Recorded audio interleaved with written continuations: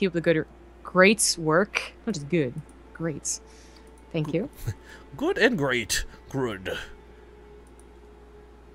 Yeah, looks like he sent $10 my way too. He also donated to the channel, so like a triple threat. Nice. I'll have to pull up my donation here in a sec. Let's just get these overlays set first.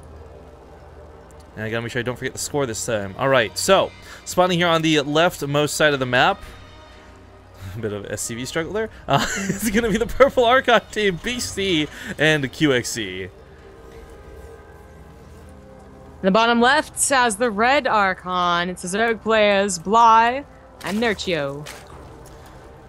Again, so much respect goes to Bly and Nerchio because of just how cool that last game was. I really enjoyed seeing that the Ravager versus the Liberator. The Ravager's just fallen out of the matchup to the point where we don't even consider it anymore. But these guys did. And they said this is the way you can deal with units that are stuck in position and sieged up. Thank you to Eric Mine for the 11-month resub. And yeah, Mia Power for me says, keep up the amazing work with a $10 donation. And I don't know if these guys are here, but I guess last night during that really long cast, I got another $5 donation from Gambino TV. Long day for you two. Keep it up, and thanks for the 7 hours. Yeah, last night was quite the long cast.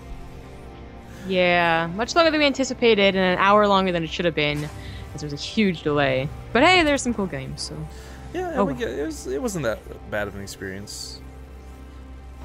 I tell you though, at this point, I think I left you a message about this last night though. I was thinking about it, and like I love Crank to death. I love Livy B, but like I really don't think there's someone else I would rather sit down and cast with for 8 hours than you, man. I'm just saying.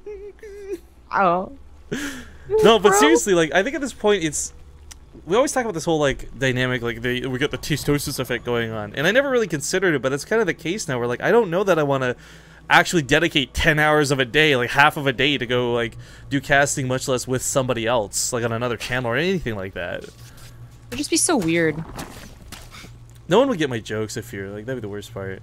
Oh yeah, that too. You groan and moan, but at least you get the jokes, quote unquote, even if you don't love them. I mean, I imagine we'd both get used to it, right? And they'd have to get used to us, and blah blah blah. Because I mean, we've certainly had our due diligence of casting with random people. But it would be. No, we paid our dues. Wrong. Yeah, there you go. Yeah. Wrong idiom? Is that an idiom? You're an idiom. Wow. Because due diligence is when you're that's when you're like researching something, right? Or I don't. Yeah, actually... that's me. Like you do your due diligence and like prepare for something. I just realized I don't actually know the actual definition of that word. I just don't know how to use it in context. Diligence? Isn't it just something like No, due diligence. Oh.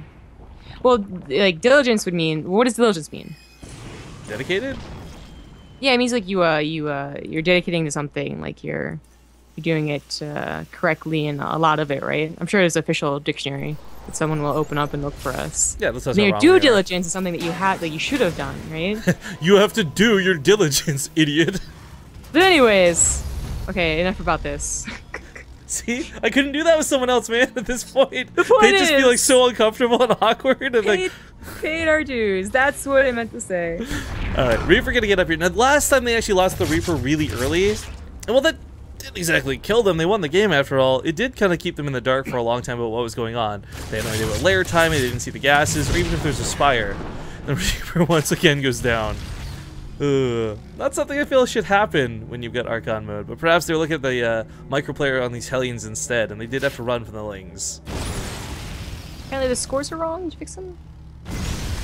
Or it is, yes, sorry. It's the red Archon that won the first game. Sorry, guys. I'm looking at the map, right? So I see bottom, and I put on the bottom. Ah, makes sense. See? Yeah, I get that. So we have Purple Archon just saying, no more Hellbout Liberator. Apparently you figured it out. You can deal with it. But I like that too, like adapting on the fly and not just relying on one cheesy strategy to win. That's what makes Beastyqt QXC so good.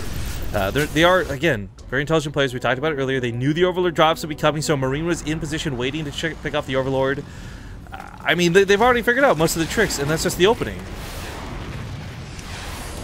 Well, we do have Purple Archon still going into mech afterwards anyways. Regardless of their opener, apparently mech is what they want to do. The second factory's on the way. Well, the starport already out. They could have done something like tank drops. Tank drops can still be effective, almost no matter what. unless you see like a very quick Spire, which the Reaper, I guess, never got really great scouting, so would have been a bit of a gamble. But now I gotta see the roaches. That's not a problem to deal with.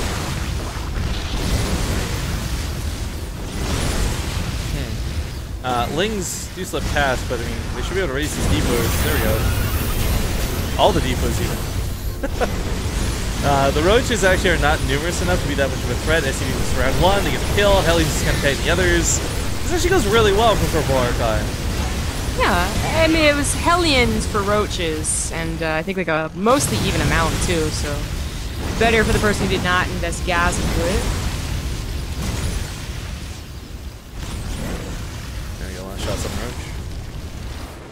Roach. Behind this, they did get Overlord's speed, so that's not to say they won't go for drops, but it would be cool to see Overlord drops with that speed effect into it. Do some bailings on top of the mineral line or something like this. Despite the speed, the Viking is hot on the heels. Gotta get back home. So people were saying due diligence means persistence, not dedication, but I kind of feel like that's the same thing, no? Or at least a thesaurus usage of the word. Yeah, I feel like it could be. I've noticed that recently. Like, there's a couple of English words where I know how to use the word 100% correctly, but you realize something like you actually don't know the dictionary definition of it. I can't think of it off the top of my head, but diligence obviously being one of them. I mean, that was like what school tried to teach you, you know, to figure out in the context. I think They also that tried was to teach me math, those fucking assholes. That was mostly what the SAT was on, for like the English part. Can you figure out what this word means? Do we use it in a context? Yes. That's the answer, yes. You rated down to like half a point for understanding context.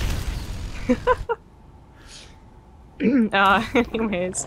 Hive. So we have Roach Hydra on the way, as well as eventually Vipers, you know, that Hive's on the way too. And Purple Archon, I feel like they gotta be a little scared right now. Vipers are damn scary, and their army is not that big. No, but only Hellions. One of the things that they might not have to worry about, again, they're going mech, so if they can get Cyclones out, if they can get that, what we call Terran Ultimate composition going, again, this is the map for it. This is the map where you will never run out of kiting space, most of the time. So, I kind of like the direction they're heading. The question is if they can hit their stride, because right now they're still putting down factories. Their production's not set, they don't have a fusion core, they don't have research going for targeting optics, or anything like this. He's got a decent run by, but a quick reaction to the drones splits across, and the roaches will cut these off, so... how many reworkers guide? Yeah, not many. So, well, 7 and 6 each. Really low SCV kills this game, or worker kills in general. Oh, well, Red Archon is getting set up to have the very awesome composition. They're still not quite there yet. I mean, they're not even close to max out either part of this. So Purple Archon's gonna get away with what looks to be a third base, get enough tanks to secure it for a little while longer. And then once his Vipers are out, then you're gonna have to start to worry about blinding clouds and parasitic bombs.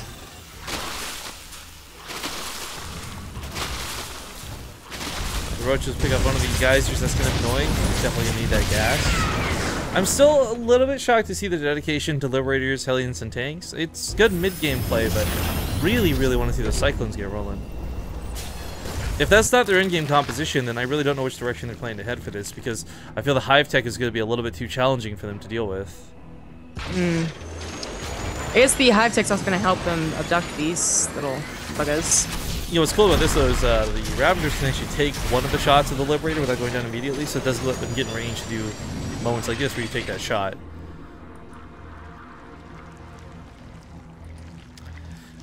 Creep, by the way, still a little bit buggy on some of the new Legacy of the Void maps. I'm not sure what causes that. I don't like it.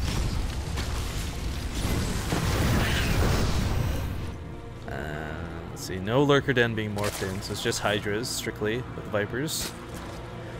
And we started to see a little bit of Cyclone production start up. Supply blocked almost, though. They gotta be careful with this, as Cyclones eat up supply like crazy. Liberator goes back into fashion, but Corrosive Bile takes care of it pretty quickly. Still one in the main denying mining. They're annoying. Normally you can just be like, well, there's 2 other bases, just put the drone down there, but with the Hellbats and the Hellions constantly patrolling, this has been quite difficult, to say the least. It's been constant aggression, which is absolutely what Red Archon well, what Purple Archon wanted, but Red Archon didn't want. They wanted to be able to very calmly, very, like, you know, precisely get up to max out with Vipers and then do their nice little push. Now that they've had to deal with all this, you know, harassment with the Liberators and the Hellbats, I mean, it's been delayed a little bit, and, you know, the macro's been a little halted here and there. It's nice, because now Purple Archon can get a nice higher Cyclone count, can get a 4th base with Planetary. And the Fusion Core, of course, finishing up in a moment, is going to allow these Cyclones to do everything they need to. Range, shoot up, like, all the upgrades will make these such powerful units. But the one thing I do kind of wince at here for Purple Archon, or pardon me, Red Archon, is their upgrades were a little bit behind before. But they might actually pull ahead, as +3 weapons never started for Purple Archon. Do they... Usually you want to get that before you start the vehicle defense. That's what I would think, because for those who don't know, the Liberators already do an absurd amount of damage with lock-on. The upgrade actually helps the lock-on ability improve its damage as well. For example, right now it's 660, but it ends up at 720 with that final tier 3 upgrade. So it makes it more volatile. Yes. So I think it is a mistake. I really do. Because the vehicle defense, it's not like there's that one upgrade that makes something really different. Like suddenly they take one more shot from a Ravager, and that's so important in this matchup. So I think they just thought they had +3. I don't know. That's weird. Either way, they have to deal with this attack with what they have. The Planetary is not set up yet, but there aren't as many Vipers as I expected. It's Legacy of the Void. Usually we see like 8 of them. Yeah, the one-up duck is a little bit pitiful, to be honest. The reason the Planetary's not done, of course, there's Overlord dropping creep there earlier, so they had to wait for it to recede. Just land on the command center nearby to start mining. This is a pretty smart move, because they need that money. They need that cash money. More orbitals coming down, or, well, possible planetaries, I should say, rather. But that Cyclone count, small, did take a good engagement, but there's Broodlords on the way. And we talked about this so much in the series the other day. Broodlords, not the direct answer to Cyclones, but a huge asset when it comes to dealing with them. I love that the Ravagers have apparently all been made defensively. The Ravagers are straight up sick. We've never seen them used. I love it. Yeah, not that they've been nerfed. They always are just kind of like, are you sure you wanted to make those? Is that like a mistake? I mean, what do you do there, buddy? But now they're totally intentional, and they do have a purpose. If not, you know, a very specific one, still a purpose. And well, that's great to see. But also, you know, a Viper could take care of the Liberator too. So. I'm also a bit shocked. I thought Blue Flame was done a long time ago, so nothing was +3 delayed. So is Blue Flame? Really? So these Hellions have really not been fighting at full potential despite the constant run-bys and constant attacks. We got 2 Hellbats going to go towards this 4th by the looks of it. There's a Spine, but they can deal with a Spine Crawler as long as there's no additional forces. And they're running, well, the wrong way. Come back, guys!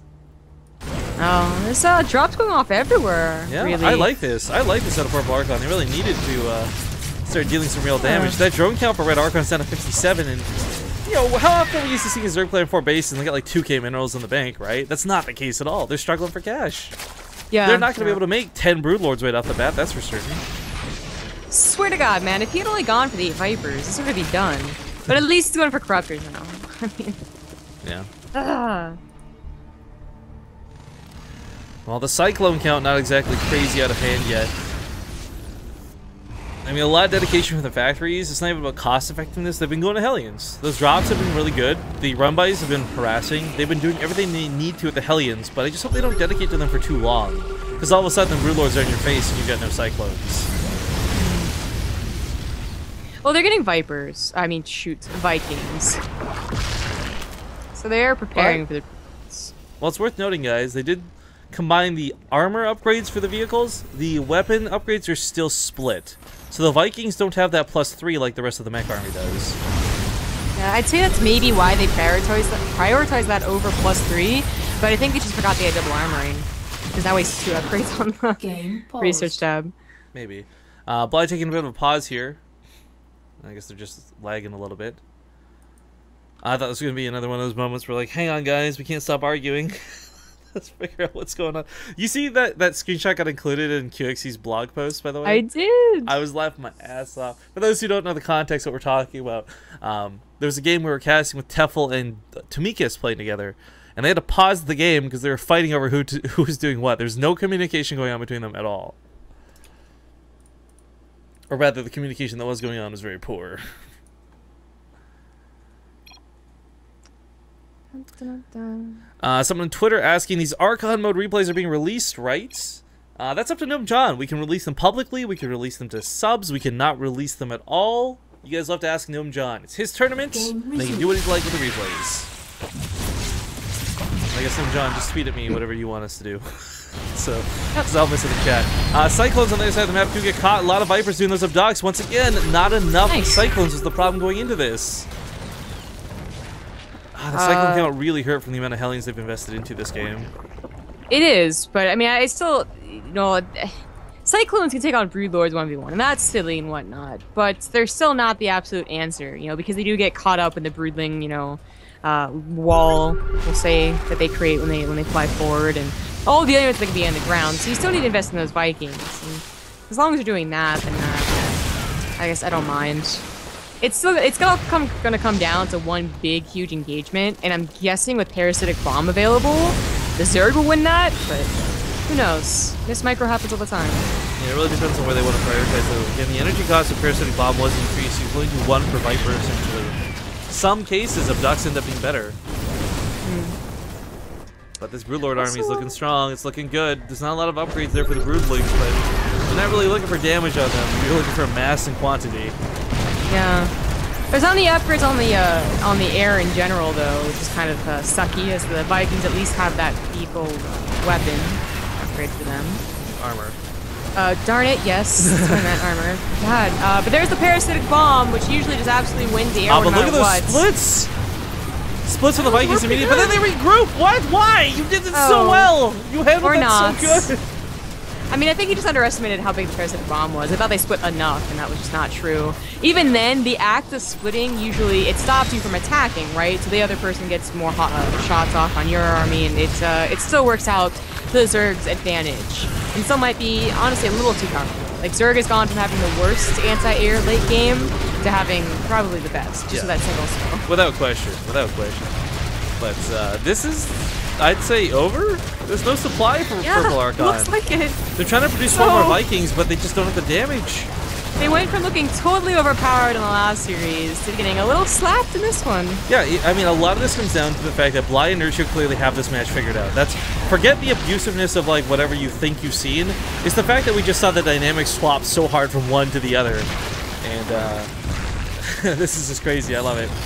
Big shout out to X-Wings87. Perfect time to sub here on the Breach of Victory. Well, hopefully he was betting his Partoofs on Red Archon. Yeah. Then it'll be a perfect time. 28,000 on Beastyqt QXC, by the way, and 9,000 on Nerchio and Bly. That's what I expected.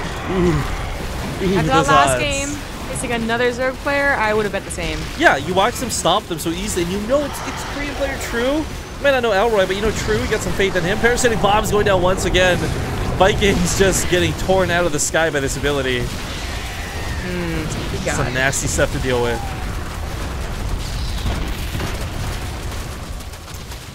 Yeah, I think this is about it. I don't know what to say. The Vikings are just doing what they can desperately. Even if the Broodlords go down at this point, the Broodlords weren't the main part of this. They broke the lines, but it's the fact that there's just simply no defenses for Purple Archon. A couple of Cyclones and a couple of Hellions at the ramp, but those Corrosive Biles landing on the Hellions, getting some good shots off. It's a very mild area of effect radius, but it's still 60 damage a shot. Oh, they're all going down a ramp. Oh, no. Oh, this is game, but Purple Archon just can't accept it. They're like, wait a minute, Terran is overpowered. GG. I thought this was our time. Nerchio and Bly take game number 2, winning this series 2-0 and advancing on to the grand finals. Whew. But looks like we're going to have a non-mirror match finals, which is kind of nice, because Hack and the STC versus AT Gaming